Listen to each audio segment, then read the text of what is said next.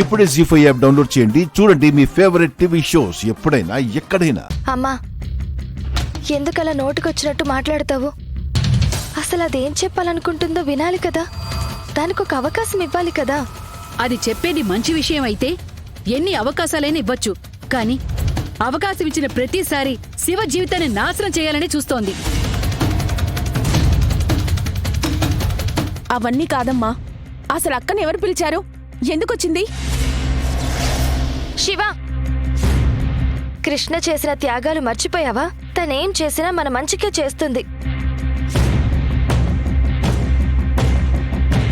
అమ్మా, నా మాట విను, కృష్ణకి చెప్పే అవకాశం ఇవ్వు.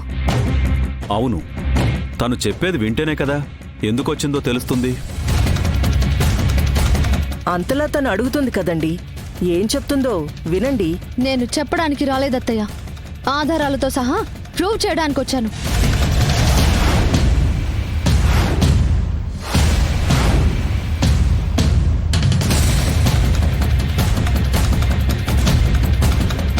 వాటిని బయట పెడితే ముందు బుక్ అయ్యేది మీరే.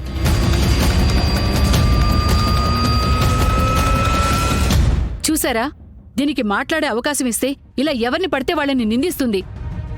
నోటికి ఎంత వస్తే అంత మాట్లాడుతుంది. అందుకే దీన్ని ఇక్కడికి రానివద్దు అన్నాను.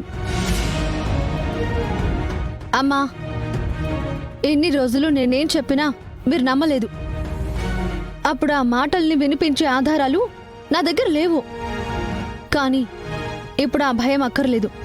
పూర్తి ఆధారాలతో వచ్చాను.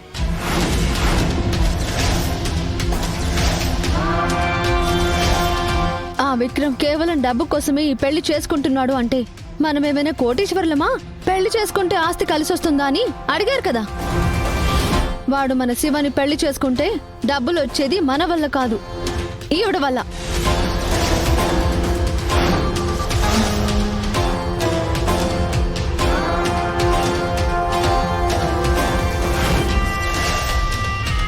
మన కుటుంబాన్ని నాశనం చేయడం కోసం ఆ విక్రమ్కి డబ్బు ఆశ చూపించి వాణ్ణి మన శివని ప్రేమించేలా చేసింది ఈవిడ.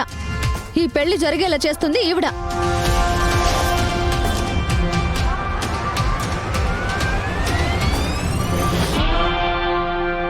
ఏంటి కృష్ణ ఇది? నేనెందుకు మీ కుటుంబం నాశనం అవ్వాలని కోరుకుంటాను? ఎందుకంటే మేమంటే మీకు నచ్చదు కాబట్టి. మేము మీ ఇంట్లో కోడళ్లుగా ఉండటం మీకిష్టం లేదు కాబట్టి.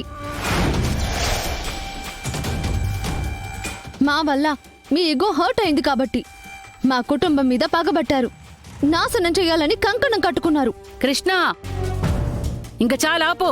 లేదమ్మా, నేనిప్పుడు మౌనంగా ఉంటే జీవితాంతం మనమందరం మౌనవ్రతం చేయాలి.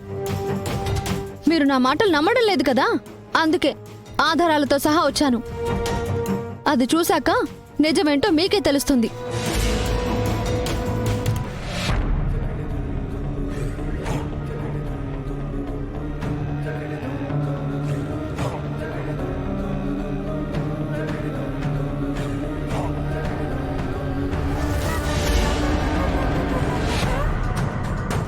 జీ5 యాప్ డౌన్లోడ్ చేసి అన్ని ఎపిసోడ్స్ పూర్తి ఉచితంగా చూడండి.